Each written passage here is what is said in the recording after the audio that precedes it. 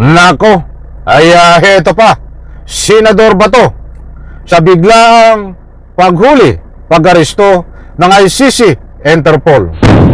Buhat doon sa kanyang pinagtataguan ay hindi na ho alam ang gagawin. Nataranta na ho. Wala nang ibang mapagtaguan. Pumapalag pa eh. Alright, welcome back to my YouTube channel. I'm Andy's Vlog. Nako, eto, nataranta na. Hindi na alam ang gagawin ni Senador Bato. Paiba-iba na ho ang sinasabi.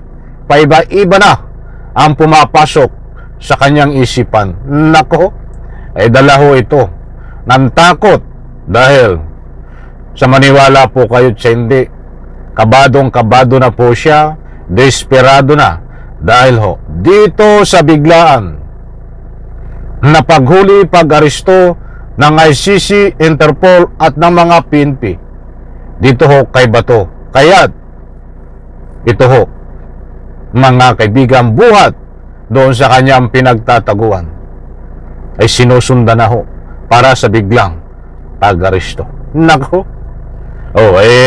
nung isang gabi ho ay nasa madilim siyang lugar, mga kaibigan, at ayon ho sa nakuha nating impormasyon ay kita nyo ho at tahimik ang PNP, kita nyo ho at tahimik ang ating kasalukuyan na pamahalaan.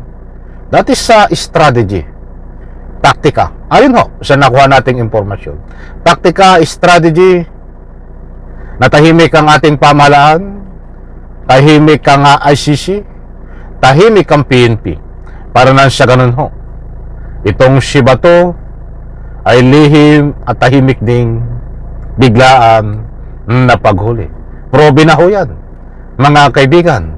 Maganda ho ang kinalabasan dito ho kay dating Presidente Digong na paghuli sapagkat mapayapa ho. Shoot na shoot sa balde, tahon na kahon dahil ho dito sa rules na pinatupad ng ICC na talagang malalaman mo lang ang pagsilbi ng warrant of arrest sa isang sinisilbihan ay doon sa aktwal na paghuli na yan no ay nangyari kay Digong.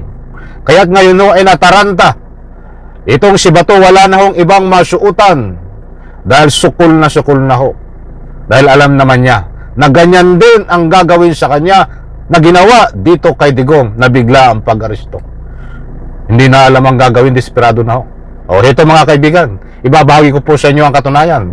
Isang like muna sa video na ito kung nagustuhan nyo po. Siyempre, pakisubscribe po ang aking YouTube channel. Huwag pong kalimutan, mag-like please kung nagustuhan nyo lang naman. Ito, shoutout po sa lahat. Bato! Pakinggan nyo po si Bato. Okay, sige po. So ito po, ano po ang inyong masasabi ngayon sa mga nanonood, nakikinig po sa atin mula dito po nga po, dito ngayon sa inyong sitwasyon para din po kayo mas maintindihan po nila. Lalo na ho doon sa mga baka po nga hindi na naiintindihan itong inyong mga sinasabing umano'y bago-bago po statement. Go ahead, sir. Go ahead. Sa aking mga kababayan, alam mo, I am a graduate of the Philippine Military Academy. Alam po ninyo, pinag-aralan namin yung military strategy, military tactics, lahat-lahat alam natin yan. Kung kayo man ay medyo napansin nyo pa bago-bago, then that's part of my strategy.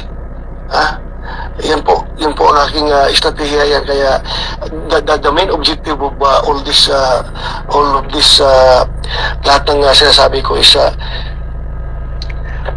mapagsilbihan kayo.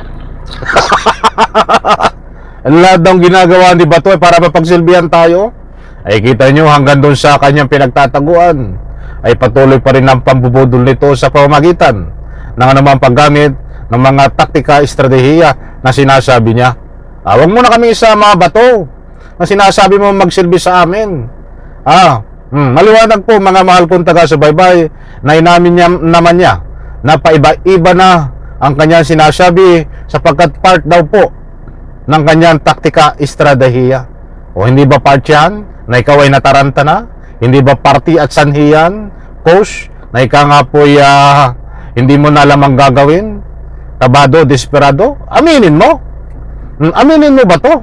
Dahil lahat ng nagtatago, maniwala sa kayo sa hindi, mga mahal kong taga-subaybay, lahat ng nagtatago, na katulad ni Bato, na alam niya naman na kapag siya inaresto at nahuli ng ICC Interpol, ay ganun ang mangyayari kay Digong Duterte. Nadadalhin diyan sa kulungan. O ay mahirap pong makulong. Kaya Tito Ho, buhat doon sa kanyang pinagtataguan, paiba-iba ang nasasabi, hindi na alam ang gagawin. Yun daw po ay part ng tactical strategy para din makatulong sa atin at magsilbi. Nako, wag mo kaming bulahin ba to? Hindi namin kailangan ng serbisyo mo dahil matagal ka nang hindi nagsiservisyo sa taong bayan. Nagsiservisyo ka ay dito kay Digong at kay Sara Duterte. Hindi sa taong bayan. Dapat taong bayan lahat. Hindi. Senador ka ni Kibuloy, senador ka ni Digong, senador ka ni Sara Duterte. Yun ang totoo. Isaksak mo sa kukuti mo, Mr. Bato. Ito pa. Military tactics, lahat-lahat alam natin yan. Kung kayo man ay medyo napansin nyo pa bago-bago, then that's part of my strategy. Yan po ang aking estratehiya yan. Kaya the main objective of all of this lahat ng sinasabi ko is magsilbihan kayo at mapapatuloy yung aking advokasya laban sa illegal na droga at kriminalidad. Kung ako man ay nagbabago ng aking statement, itanungin niyo muna si Presidente Bongbong Marcos bakit siya nagbago. Kaya ako nagbago, nag-adjust lang rin ako sa kanilang polisiya laban sa atin. Hindi po pwedeng magiging fix tayo, otherwise sitting ducks tayo kapag ay tayo i-fix ang ating posisyon. Kaya pabago-bago tayo. So sana maintindihan ninyo, I have to survive. I have to survive all these trials that thrown. Yan mga kaibigan. Ay anong pinagsasabi nito? Naku, kukulangin tayo sa oras. Kung ibabagay ko po lahat sa inyo ang actual interview dito ni Ted Filon. Salamat Ted Filon News 5 sa paggamit ng inyong video clips.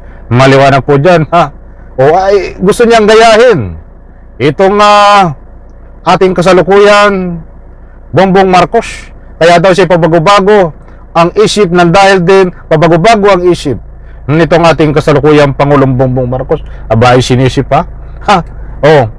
malaki ang maitutulong sa hustisya ng Republika ng Pilipinas at siyempre sa mga biktima mo, Senador Bato.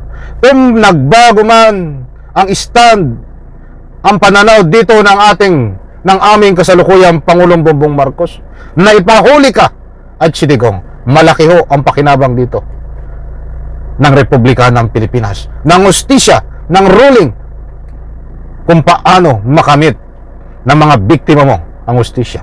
Malaki ho. Kaya't nagbago ang isip ng kasalukuyang Pangulong Bongbong Marcos. Mahabang talakayan yun. Alam ko nakuha nyo ang gusto kong ipunto, kaya't binilisan ko na lang, pinadaanan. But ikaw ba to, nagbago ka ng pag-iisip mismo diyan sa iyong pinagtataguan? Ano ang pakinabang namin diyan? Wala. Problema ka ng Republika ng Pilipinas. Problema ka ng batas ng Pilipinas. Kung nagbago man ang iyong pag-iisip, ano ang mapapakinabang namin? Kaya huwag mong ihambing, Senador Bato, iratak mo sa kukuti mo ang pag-uugali mo na pagbabago sa kasalukuyang Pangulong Bongbong Marcos. Malayo. Huwag mong ihambing. Mga kaibigan, na lang kung nakuha nyo ang gusto kong ipunto. Ang pagbago mo ng isip ay pagsuway, paglapastangan, kung anong mayroong batas ang nasasaad na hindi mo sinusunod. That's why nagtatago ka ngayon. Nako, sabi ko nga ho sa inyo kukulangin tayo sa oras. Kaya't mga kaibigan, ang maliwanag ko dito, Senador Bato, buhat to doon sa kanyang pinagtataguan, ay desperado na ho't nataranta. hindi na alam ang gagawin.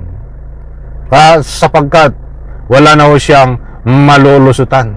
Wala nang ibang mapagtaguan. Isang like ko sa video nito. Maraming salamat. Pagpalain po tayo lahat. Bye-bye. Palakpak.